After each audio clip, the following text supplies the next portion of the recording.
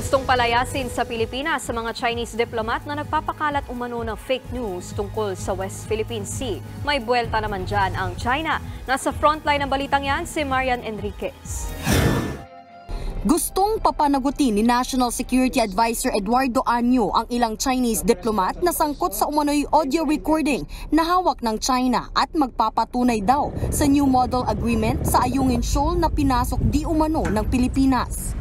Ayon kay Anyo, paglabag ito sa anti-wiretapping law ng Pilipinas at sa diplomatic protocol sa ilalim ng Vienna Convention. Dapat na raw umaksyon ang Department of Foreign Affairs kung totoo nga ang audio recording. Dapat din daw paalisin agad sa Pilipinas ang mga Chinese diplomat na sangkot dito. Matagal na raw nagpapakalat ng mga peking impormasyon ang Chinese Embassy para pag-awayin at pagwatak-watakin ng mga Pilipino. Ang hepe ng AFP Western Command na si Vice Admiral Alberto Carlos ang sinasabing kausap umano sa phone recording kasama ang Chinese diplomat. Nauna nang itinanggi ng AFP ang tungkol dito. Wala rin daw kinalaman sa issue ang pag-leave ni Carlos sa trabaho. The AFP do not react on unverified, unvetted, and hindi natin alam din kung sino mismo yung source. Kasi mismo yung source hindi sila nagpakilala kung si kanino galing. Sumagot naman dyan ang China.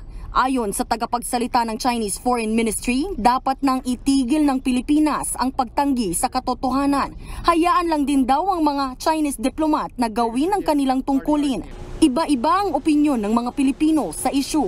Para sa iba, wala nang magbabago kung palitan ng mga nasa Chinese Embassy. Kasi pare-pareho naman silang Chinese, so kung ano yung masasabihin ng gobyerno nila, ganun din ang gagawin nila.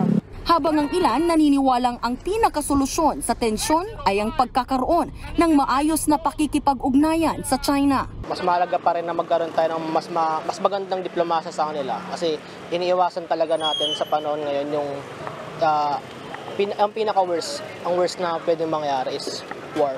Sa gitna niyan, naghigpit na ang Department of Foreign Affairs sa pagbibigay ng visa sa mga Chinese. Yan ay para raw pigilan ang illegal na pagpasok ng mga Chinese na nasasangkot sa mga krimen kabilang ang Pogo.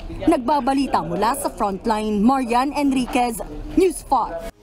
Mga kapatid, may Los Baños po. Huwag magpahuli sa mga balita at impormasyong dapat ninyong malaman. Para sa mas malawak na balitaan at diskusyon, mag-follow at mag-subscribe sa social media pages ng News 5.